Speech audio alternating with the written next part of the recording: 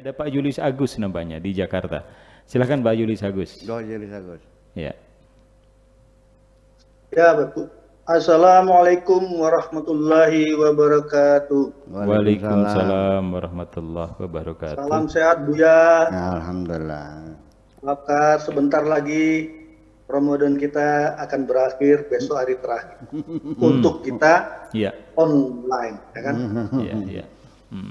Di awal tadi saya akan bertanya pada Buya. Di awal tadi ada namaku itu adalah sifat-sifatmu, bukan sifat-sifatku. Iya. Itu mana majasi, pinjaman gitu. Pinjaman. Ya kan? Sebaliknya, namun sifat-sifatku yang tidak diuraikan dengan bahasa atau suara itu bukan sifatmu. Dan bukan bagian dari sifat-sifat itu. Terus saya ini teringat surat Al-Baqarah 30. Ingatlah ketika Tuhanmu berfirman, sesungguhnya aku hendak menjadikan khalifah di muka bumi. Mohon maaf Bu ya, khalifah itu kan setahu yang saya tahu, mungkin ada arti lain, adalah wakil. Nah sehingga ketika kita menjadi wakil Allah di muka bumi ini, artinya sifat-sifat pinjaman tadi, majasi itu, maka Allah Maha Pencipta, kita juga mencipta, tetapi dalam hal karena kita wakil, berarti ada pagu, ada limitasi, ada keterbatasan. Tidak semuanya itu kita mengambil sifat Allah itu. Misalnya kita menciptakan mobil, bisa. Kita menciptakan obat, bisa. Tapi kita belum bisa menciptakan darah, karena keterbatasan kita tadi ada pagu. Umpamanya di dalam perusahaan, kamu sebagai wakil saya, kamu boleh menandatangani kwitansi yang di bawah 50 juta. Di atas kamu nggak boleh, harus approve saya dulu. Ini yang saya tangkap kira-kira apakah begitu maksudnya Bu ya? Karena menurut saya khalifah ini adalah pengertian yang secara harafiah sering saya dengar adalah wakil. Nah, ketika kita jadi wakil di muka bumi, kita akan mempunyai sifat seperti yang kita wakili. Kita mewakili direktur. Kita punya wewenang seperti direktur, cuman ada limitasi, keterbatasan. Jadi tidak semuanya itu kita bisa lakukan karena kita hanya khalifah, adalah wakil. Mohon pencerahannya Bu ya. Umpamanya ini salah, saya mohon maaf. Assalamualaikum warahmatullahi wabarakatuh. Waalaikumsalam warahmatullahi wabarakatuh. Jadi apa itu tadi kan itu qala rabbuka lil malaikati isjudu li adam, itu kalau inni ja'ilun fil ardi khalifah. Begini, saya mau bertanya dulu. Itu qala rabbuka lil malaikati inni ja'ilun fil ardi khalifah. Ketika Tuhanmu berbicara kepada malaikat bahwa aku akan mengangkat seorang khalifah. Komunikasi yang terbangun antara Tuhan dan malaikat menggunakan bahasa apa? Dan ketika Tuhan bisa pada malaikat, yang terdengar oleh malaikat di telinga malaikat berbentuk suara, pakai gelombang, pakai ibarat bahasa. Blank kita tidak tahu. Blank kita tidak tahu. Ya, kualitas komunikasi seperti apa. Lalu apakah ketika malaikat itu, jin, setan itu, Adam itu bertiga, Adam, iblis, malaikat, Tuhan berempat, berembuk, berbicara, sujud. Kata malaikatnya, ogah. Kata setannya, enggak, sehebat gue kan gitu. Apakah itu dikiranya seperti itu, berdialog empat pihak, berhadap-hadapan saling tunjuk menunjuk? Tidak. Sampai sekarang Adam belum pernah melihat Tuhan kok. Malaikat pun tidak pernah melihat Tuhan. Iblis pun tidak pernah melihat Tuhan. Ya, ditetapkan bahwa melihat Tuhan nanti di hari akhirat, bukan di dunia ini. Iya kan? Berarti dialog itu dialog teatris. Seperti mata pelajaran untuk anak-anak SD, anak-anak ibtidaiyah, ada berapakah rukun agama itu? Soal jawabnya ada 3. Sebutkan satu persatu. Apakah 3 itu? Jawabannya 1, iman, Islam, iman, ihsan. Ada berapakah rukun Islam? Kan begitu tanya jawab. Jadi dialog teatris itu untuk menghantarkan ide besar supaya mudah dicerna, dikemas dengan cara dialog. Itu maksudnya mah. Nah, tetapi isyarat-isyarat itu kan menyatakan bahwa yang menjadi alasan kenapa malaikat itu menyatakan nota keberatan ketika Tuhan mengatakan ini ja'ilun fil ardi khalifah, jawaban malaikatnya kan ataj'alu, betul nggak? Ataj'alu fiha man yufsidu fiha wa yasfikud dima. Ini jawaban malaikatnya. Dari jawaban ini kita korek, kita gerus, ya, kita bahas kenapa malaikat mengatakan seperti ini. Ataj'alu, apakah engkau akan membuat fiha di bumi man yufsidu fiha, orang-orang yang akan membuat kerusakan di bumi, wa yasfikud dima, dan menumpahkan darah. Malaikat menantang. Ini adalah mesti tidak percaya atau nota keberatan ibaratnya. Tidak serta-merta langsung bersujud malaikat kok. Menyoal Tuhan dulu. Jujur nih.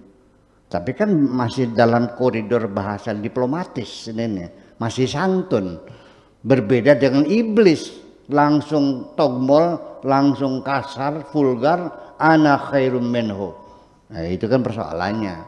Tapi yang penting juga dipertanyakan oleh malaikat. Ini berarti iblis berpengalaman, pernah melihat bahwa jenis manusia semacam ini itu selalu membuat kerusakan di bumi dan selalu perang saudara, perang banjir darah. Berarti sebelum Adam itu sudah ada makhluk belum? Nah, ini para ulama yang meyakini bahwa ada makhluk pertama. Ayat ini ditafsirkannya yang perang itu jin. Ya kalau jin nggak usah diceritain dong. Bukan bagian kita kalau jin, Pak. Iya dong. Nah, itulah makanya sehingga dari sini kita mengambil kesimpulan makna khalifah itu apa. Nah, ini dari kata kho, lam, dan fa. Ini kosakatanya dari kho, lam, dan fa.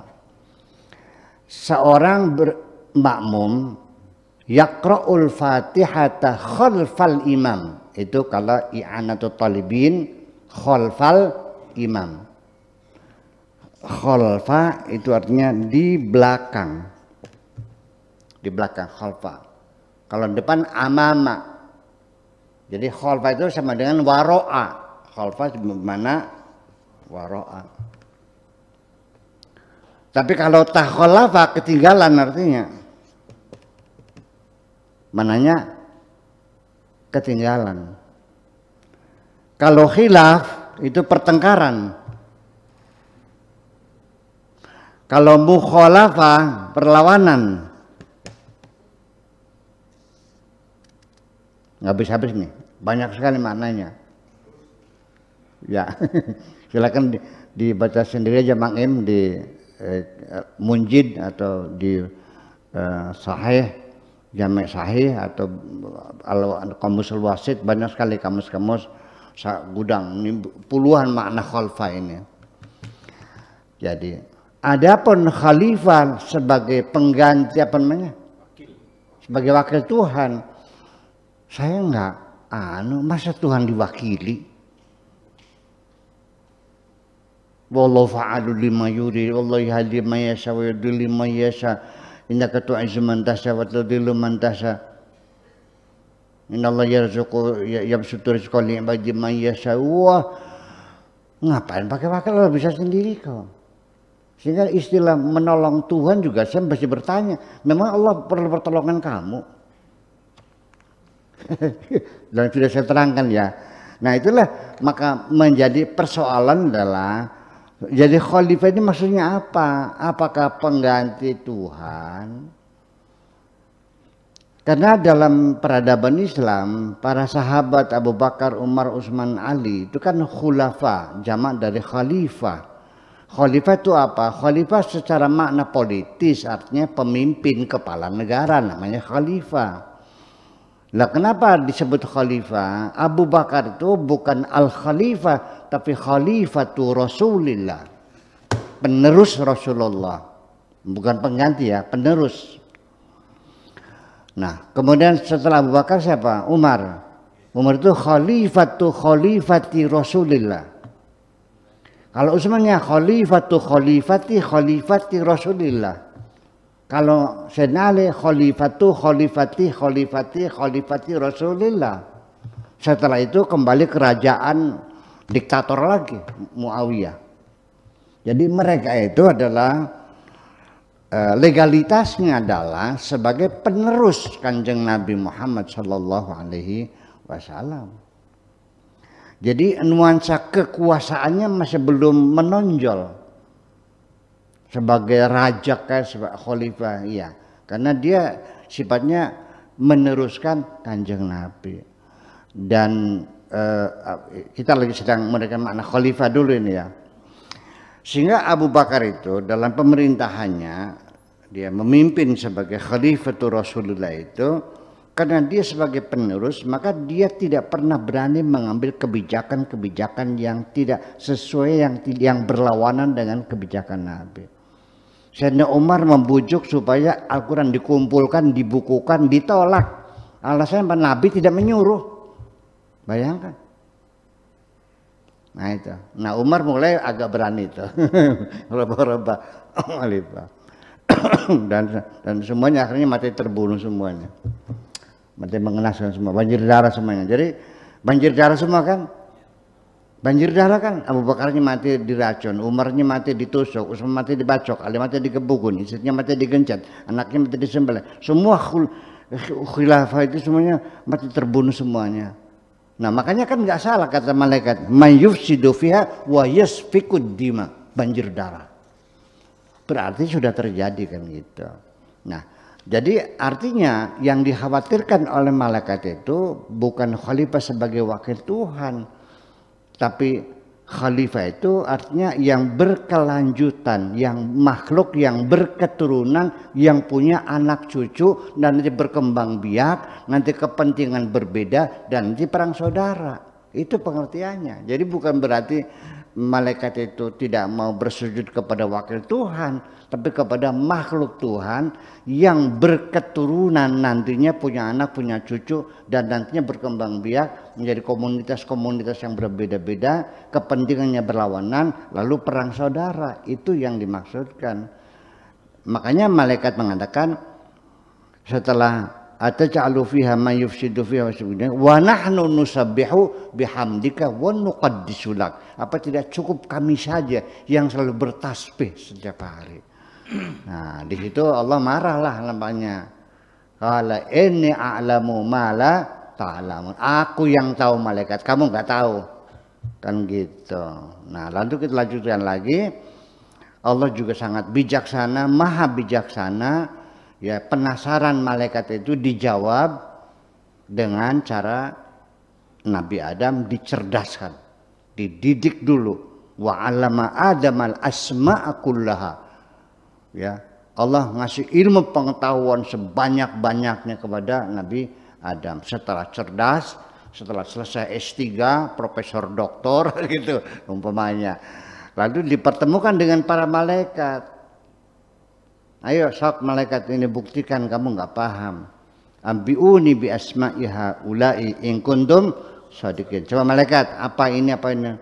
Ternyata mereka enggak bisa. Qalu subhanaka la ilma lana illa ma 'allamtana. Ya Tuhan, kami enggak tahu kecuali Engkau kasih tahu. Nah, ternyata kan kalah. Pertandingan intelektualitas Adam jauh lebih tinggi. Nah, itu persoalannya. Nah, setelah sadar, oh ternyata yang Allah maksudkan adalah berbeda. Jadi bukan khalifah sebagai wakil Tuhan, tapi khalifah sebagai mahallu tajalli bagi Tuhan. Sebagai tempat penampilan kehebatan Tuhan dalam bentuk replika yang kecil itu. Baru dia paham fasajadu. Setelah malaikat tahu Adam punya kelebihan yang luar biasa, dia mengakui, dia bersujud. Tapi dasar iblis itu orang wataknya sombong. Orang sombong itu tidak pernah mengakui kelebihan orang lain. Pak Julius, orang sombong itu tidak pernah mengakui kelebihan. Sekalipun begitu pinternya Adam, tetap dia mengatakan ana khairum minhu. Betul nggak? Orang sombong, ada orang nyumbang 10.000, buruh tani nyumbang 10.000, besar nggak? Dihinakan dah 10.000, beli apa? Beli cendol. Jadi gimana lagi?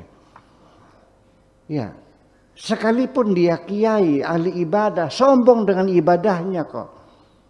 Menghinakan orang tani di gunung untuk ambil air wudhu, bawa ember turun ke gunung buat wudhu. Dengan susah payah naik ke atas untuk wudhu.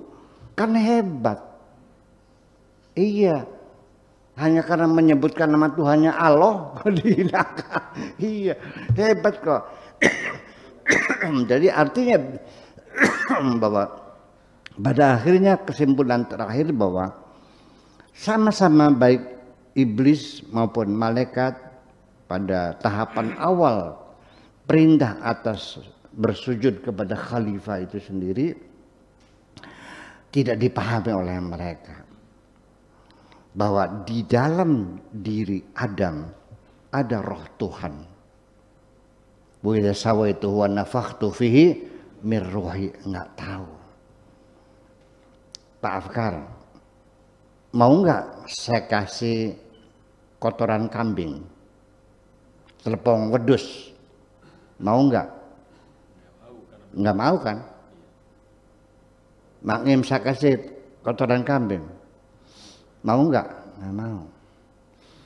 Tapi Pak Edi tahu di dalam kotoran kambing itu ada berlian. Pak Edi mau enggak? Mau.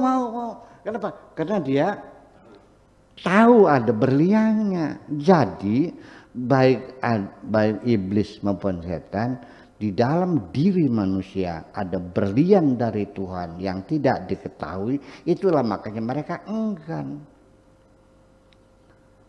Termasuk manusianya sendiri yang di dalamnya ada berlian Tuhan itu juga tidak paham. Dia merasa bangga seperti jagoan orang sakti karena punya peliharaan jin gorong-gorong. Iya, punya wewe gombel. Jin gorong-gorong itu kan gembel, gembelnya jin. Yang tidak bisa apa-apa, hanya minta makan aja sehari-hari. Kecuali kalau raja jinnya ya. Nah iya, dia bisa ngambilin emas segala macam. Itu mah gorong-gorong tukang makan aja. Tetapi bagi saya sekalipun raja jin, sekalipun apa namanya raja iblis yang besar, nggak ada urusan. Nyong saya ini jenderal. Malaikat-malaikat itu adalah makhluk Allah yang disuruh bersujud kepada kita. Jadi yang jadi jenderal siapa? Malaikat itu kan kopral. Pak Yulis kan jenderal. Disuruh bersujud kepada kita. Kok kenapa merasa bangga ketemu dengan malaikat? Masa jenderal bahagia ketemu sama kopral? Ya kopral yang seneng dong. Nah itu makanya kesimpulan terakhir ketika Pak Julius itu sedang sholat khusyuk kepada Tuhan. Saya kasih tahu aja pengalaman pribadi ini mas. Tapi tidak usah dianalogikan. Tapi orang pribadi bisa saja. Ketika engkau sholatmu sedang di puncak kekhusyuan tahajud malam, itu banyak malaikat-malaikat, jin-jin yang menunggu orang yang sedang sholatnya khusyuk, mereka ikut berjamaah. Maka seringkali ketika kita sholat ini terkonsentrasi, itu seperti ada AC di belakang tuh, terus banyak angin bersiur di situ. Artinya mereka ngantri ingin berjamaah. Mereka ingin ikut kepada kita, dan bagi mereka ibadah mereka kepada Tuhan lahannya adalah melayani manusia sebagai makhluk tajalli Tuhan. Terima kasih.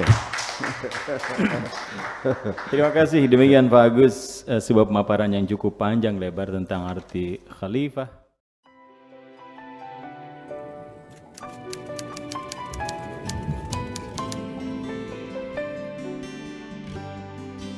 Aku hanya ingin berbagi kebahagiaan dan tidak menggurui siapapun. Terlalu sulit bagiku untuk menyalahkan siapapun. Akan tetapi apabila ada orang yang ingin mengisi raporku, tentu aku sangat gembira sekali. Dan kujamin aku tidak akan sakit hati sedikit.